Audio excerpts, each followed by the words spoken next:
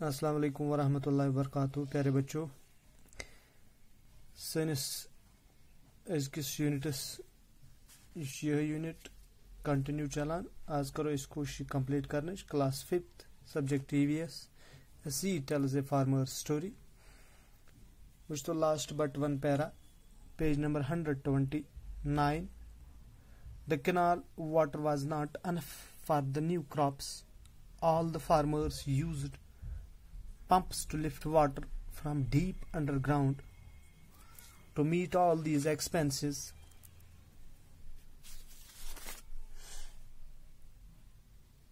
loans had to be taken from the bank.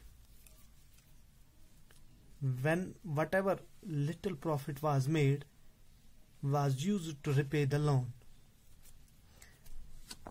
You see it, Vanan.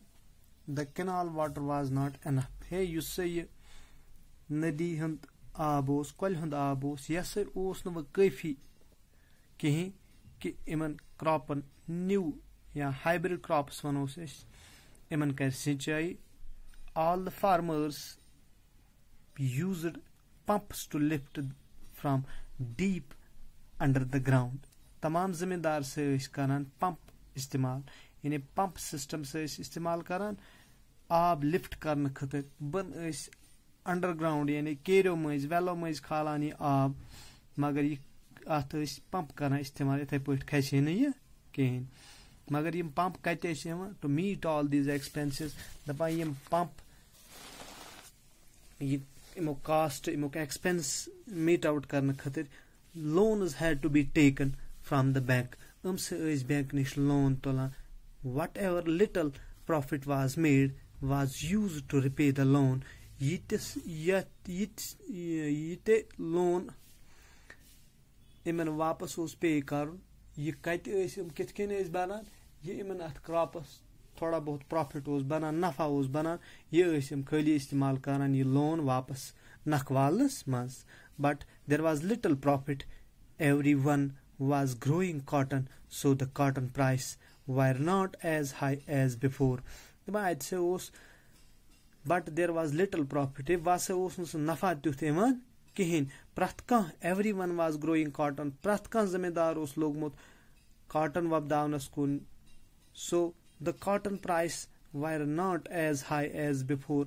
Ye cotton price os no tuta high rodmut kihin yuta ye goding os. The soil itself was no longer the same, growing the same crop over and over, and using so many chemicals had affected the soil so much that now nothing could grow well there. Daban everyone was growing cotton. Sari athi kun leg me survey us thap sin me cotton grow karnas tawai so sim cotton price down gumut. The soil itself was no longer the same.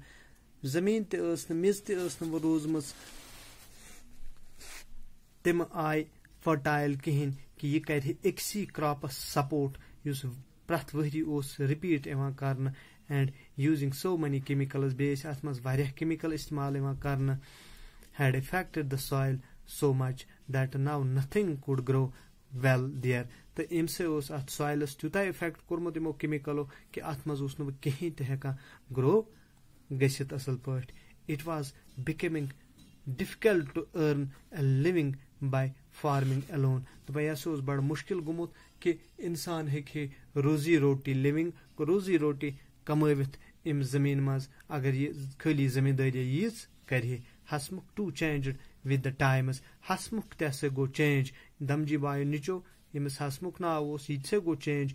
He is often tense and angry most of the time. दपा ऐसे उस अक्सर often go अक्सर बेशतर उस tense रोजा परेशान रोजा and angry most of the time be शरारत होत रोजा ज्यादा कालस. His educated son Paresh did not want to do farming. He imsund पढ़ा लिखा निचो इमसे पढ़मुत ओस इमस परेश ना ओस इमस ओस न कांते दिलचस्पी जमींदारी करने सत. He now started work as a truck driver. इमसे कोर नो कार शुरू इम दो बस चलाओ truck.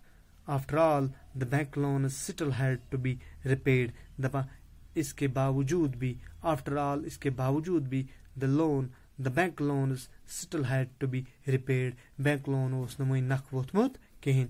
Often Paresh doesn't come home for days. Dapan ye Paresh was न दोह वादन या इस वनो हफ्ते वादन घरे वा kehin. At times he is away for a week. Kun साथ उस हफ्तस ते नेबर रोजान. 2 days back when he came home, dapan zudoh bont yel se gar aav, Paresh started looking for something. Paresh log kehten garas ma chhanne kya os chhanan ba. He asked his mother. Im kor pani maj alim wana ye ba where is Dadaji's wooden seed box? Hey Dadaji sun kat se chus wooden seed box yus se tem banomut os kim damji bayan. It will be useful to keep screws and tools for the truck. Dum se yasa ihe me bakar come screw thawness yani nut thawness nut bolt thawness be baki tools yath maz evan chu chabe evan chu baki tam range wheel range evan chu sari cheez asa ba ach maz truck hin thawan. Now do you understand why I told you my story? Vanani last aspect seed को seed बाजरा seed ये प्रसान चुत है हे वो ओवा तो समझस बकेश स्मोता पाने story वाना ऐस कसा बेकदरी गई सोन अब कोई निशान युसे सुंदो को रोद मोत वो पाथ कुन सुत तुल एम दोपन नसा ये कारोन में इस्तेमाल किम कदर गाइड मज गाइड हिन आइटम्स आत्मज थावनस यानी स्क्रू नट बोल्ट बे तम चाबी वगैरह आत्मज थावन खतर करो इस्तेमाल. यम सारी एक्सरसाइज